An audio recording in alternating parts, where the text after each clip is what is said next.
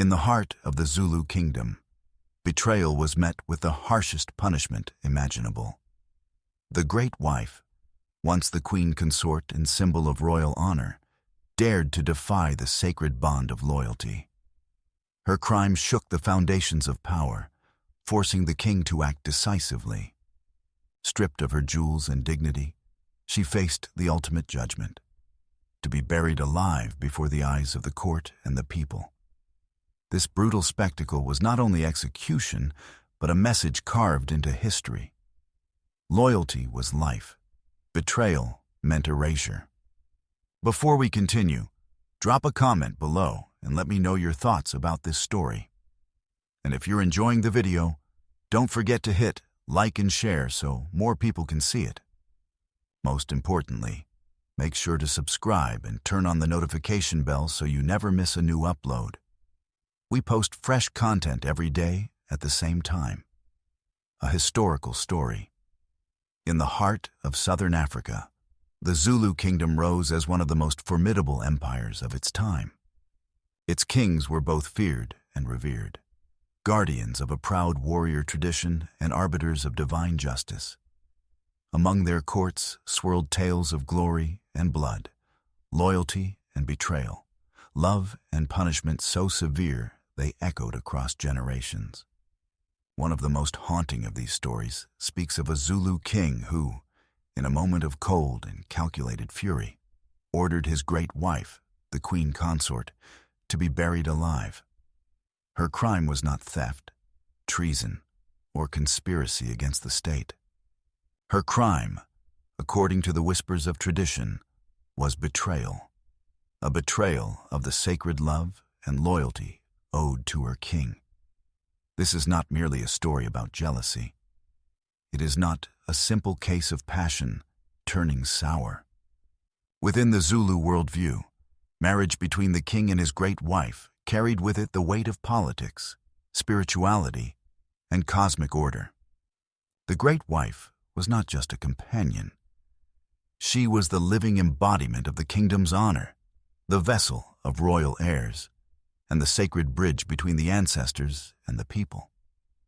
To betray the king was to pollute this sacred bond, to risk the purity of succession, and to undermine the moral and spiritual authority of the crown. Imagine the setting: the sprawling royal kraal, a great enclosure of huts and courtyards, encircled by tall palisades. Warriors in their fierce regalia, shields of oxhide, assegai spears, feathered headdresses, stood as guardians of the king's power. Drums beat in the distance, announcing ceremonies that could either celebrate loyalty or condemn betrayal. Within this charged atmosphere, where every gesture was ritual, the great wife carried both unimaginable privilege and unimaginable risk. She could influence decisions of state, whisper counsel into the king's ear, and command respect from thousands. But if she faltered, if she allowed whispers of infidelity to cloud her reputation, she faced not only disgrace, but annihilation. The punishment chosen by the Zulu king was both brutal and symbolic. To bury someone alive was not simply to kill. It was to erase them, to consign them into the earth without honor, without rights, without remembrance. For a great wife, once elevated above all others, to be swallowed by the ground like a criminal was the ultimate reversal of fortune. The earth that was supposed to protect and nurture the kingdom became her tomb. But why did this punishment strike such a chord? Why did it become a story retold for centuries, surviving through oral tradition and whispered around firesides long after the event itself had faded? It is because it combined the three elements most feared and most fascinating in Zulu society: betrayal, spectacle, and justice. The betrayal of a queen, the public spectacle of her burial, and the king's implacable justice created a story that lived on as both warning and legend. The scene, as preserved in fragments of oral memory, is chilling. A pit dug in the royal enclosure. Warriors and elders gathered in grim silence, The great wife stripped of her ornaments, dressed not in silks, but in plain cloth, her dignity reduced to nothing. Her cries for mercy fell on deaf ears, for to the king, this was not about her as a woman, it was about the kingdom as a whole. As soil was shoveled over her body, the crowd watched, their faces reflecting both horror and submission. And when the earth finally closed over her, it was not just a life that had ended, but a message carved into the heart of the kingdom. Loyalty was sacred. Betrayal would be buried. In this video, we will unravel the layers of this haunting tale. We will explore the power dynamics of the Zulu kingdom, the symbolic role of the great wife, the weight of loyalty and betrayal, and the political necessity behind such cruel spectacles. We will walk step by step through the betrayal, the judgment, and the burial itself, examining how this event was both punishment and performance. And finally, we will reflect on why such stories endure, not only as echoes of cruelty, but as mirrors of the human condition under absolute power. This is the story of the Zulu king who buried his great wife alive for betrayal. A tale of love turned into treason, loyalty turned into fear, and life turned into legend. The Zulu royal kraal was not just a palace, it was a living symbol of the king's power. Built in a great circular formation, surrounded by tall wooden palisades, it contained the huts of wives, warriors, and attendants. At its heart lay the Isibaya, the cattle enclosure, itself a sacred space symbolizing wealth and authority. Around this structure revolved the life of the kingdom, rituals, councils, punishments, and celebrations. The king's authority extended beyond politics. He was seen as the guardian of the ancestors, the one who ensured rain would fall, crops would grow, and wars would be won. His word was law, and his will was destiny. Those close to him, his wives, advisors, and generals, were not merely companions, but also extensions of his authority. Among all the women of the royal household, the great wife held the highest status. She was not chosen simply for beauty or charm, but for political alliance, lineage, and symbolic importance. She embodied the legitimacy of the king's bloodline. Through her, the royal succession was secured. Her body was sacred, her loyalty beyond question. Yet it was within this sacred circle that betrayal unfolded. According to tradition, the great wife gave her heart, and perhaps her body, to another. Some say it was a warrior, admired for his valor in battle. Others whisper it was a nobleman, ambitious and reckless.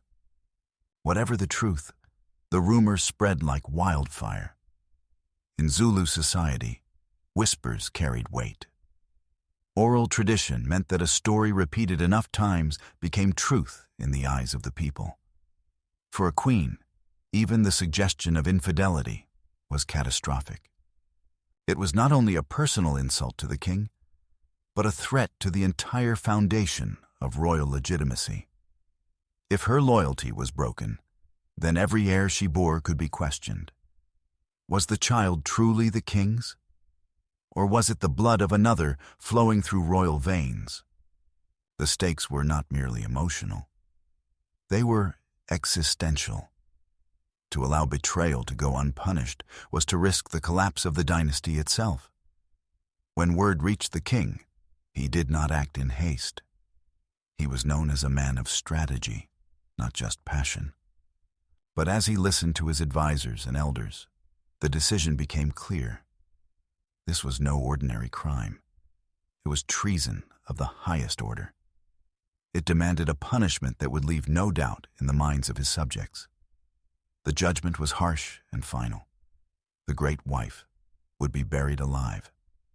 To bury someone alive was not simply execution, it was erasure.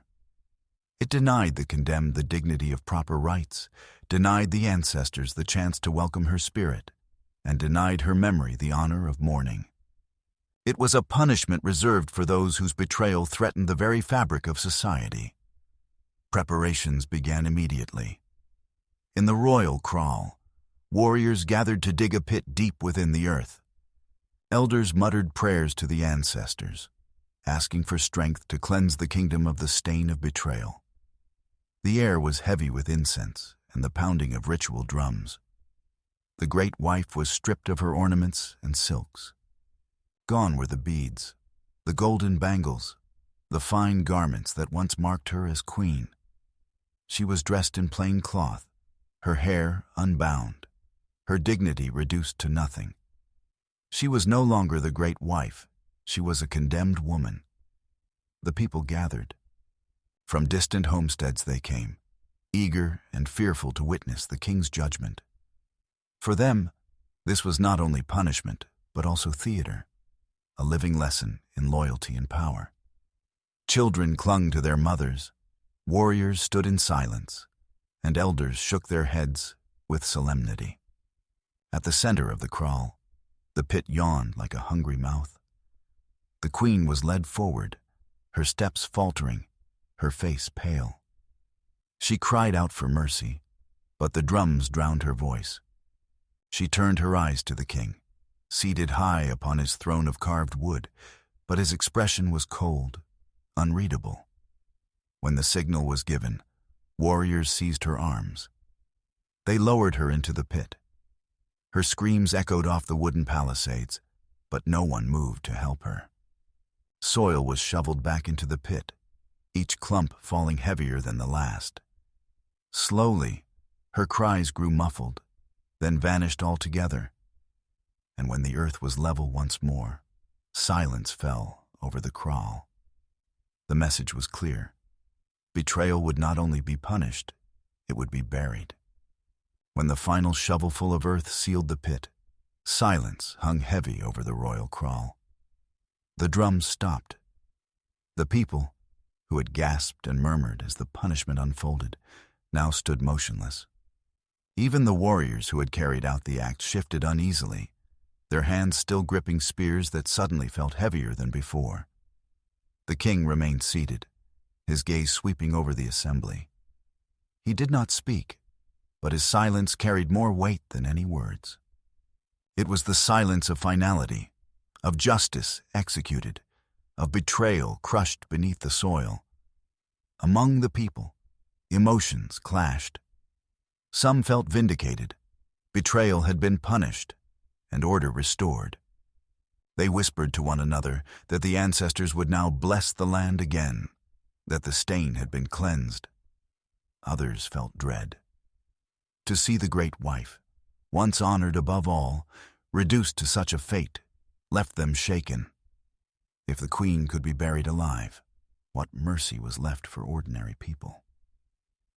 Mothers clutched their children closer, teaching them the lesson: never betray the king. Young men stared wide-eyed, the image of the burial seared into their memories. Elders muttered prayers, unsure whether to commend the king's strength or to fear the god's wrath for so cruel an act. Later, when he finally spoke, the king addressed his council and the people with a voice as steady as the earth itself. "A tree that is rotten at its root must be cut down," he declared. "The great wife betrayed not only me, but the ancestors and the people. Her bloodline was sacred, yet she sought to pollute it. I have buried not a woman, but treachery itself. Let this lesson endure for generations." His words were recorded in memory, repeated by storytellers, and carried through the oral tradition. It was not the burial alone, but also the king's justification that gave the act its lasting power. In the days and weeks that followed, the burial reshaped the royal court. Wives of the king, who had once wielded influence with whispers and alliances, grew silent. Fear replaced intrigue. Every gesture of loyalty became exaggerated. Every word of obedience was spoken more loudly. None wished to be the next example. The warriors of the kraal, too, absorbed the lesson. They saw that loyalty was not only demanded in battle but also in personal conduct. Betrayal, even of the heart, could bring consequences as severe as treason against the state. The burial became a symbol that loyalty was absolute. There were no exceptions, no safe havens, not even for queens. Beyond the palace walls, the story spread rapidly. In distant villages, people gathered around fires at night to hear the tale retold. Some told it with admiration for the king's strength, others with horror at his cruelty. In every telling, however, the core lesson remained the same. Loyalty to the king was sacred. Betrayal would be buried. For young women, the story was a warning about the dangers of disobedience. For young men, it was a lesson about ambition and restraint. For elders, it became an example of the balance between justice and fear the kings had to maintain. As years passed, the burial of the great wife became more than an event. It became legend. Some embellished it, saying the earth itself shook as she was buried, or that her cries echoed for days beneath the soil. Others claimed the ancestors appeared in dreams, either approving or condemning the act. The line between history and myth blurred, but the power of the story only grew stronger. It lived on because it touched the deepest fears of human society. The fear of betrayal, the fear of losing power, the fear of being forgotten beneath the soil.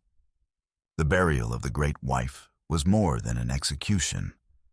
It was a message written into the soil of the Zulu kingdom. It told every subject, from the highest noble to the lowest servant, that loyalty was not optional. It was absolute. The king's word was not merely law, it was life itself. To betray that sacred bond was to invite the most merciless of fates. The story survived because it embodied the paradox of kingship.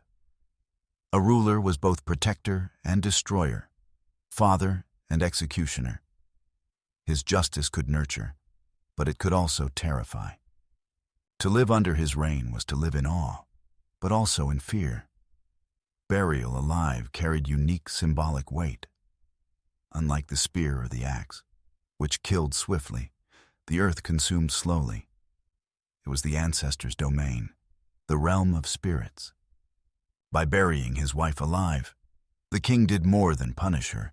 He denied her dignity, denied her the proper rights, and cast her into a liminal state between life and death. To his people, it was as though betrayal itself had been swallowed by the land. The earth, which nourished crops and sustained cattle, was now also the tomb of disloyalty. Every time someone stepped on that soil, they remembered the fate of the great wife. Fear, after all, was the most efficient tool of governance. Love could inspire, but love could also falter. Loyalty born of gratitude might fade with time. Fear, however, carved itself into memory. The burial ensured that for generations, the people remembered not just the crime, but the consequence. Yet fear came with a price. A kingdom ruled only by fear risked silence instead of counsel, obedience instead of wisdom. In suppressing betrayal, the king also suppressed the voices of those who might guide him. His wives, once sources of influence, grew quiet. His advisors, wary of speaking too boldly, offered only cautious words. The burial brought security, but also isolation. At its heart, though, the story remains a human tragedy. The great wife was more than a symbol. She was a woman. Perhaps she did betray the king. Perhaps she was innocent, undone by rumor or envy. Perhaps she simply loved another, in a world where love was not hers to choose. Whatever the truth, her end was a brutal reminder of how fragile life was under absolute power. Her cries, though long silenced by earth, echo in memory as a warning of what happens when love collides with loyalty. And loyalty is demanded at the cost of humanity itself. Why does this tale still haunt the imagination centuries later? Because it captures the universal tension between power and betrayal, justice and cruelty, love and fear. It forces us to confront uncomfortable questions. How far should loyalty go? How much cruelty can power justify? And when does justice become tyranny? For the Zulu people, it was a story of order restored. For outsiders, it is a story of terror and loss. For us today, it is a mirror, reflecting the extremes of human power and the costs borne by those who lived closest to it. The story of the Zulu king who buried his great wife alive for betrayal is not just about a queen's death. It is about the fragility of trust, the weight of loyalty, and the lengths to which rulers will go to protect their authority. It is about a kingdom where betrayal was buried not only in the ground, but also in memory. The great wife's fate was both punishment and performance, both justice and spectacle. Her burial silenced her voice, but her story still speaks. It reminds us that absolute power demands absolute loyalty, and when that loyalty breaks, the consequences can be buried deeper than any grave.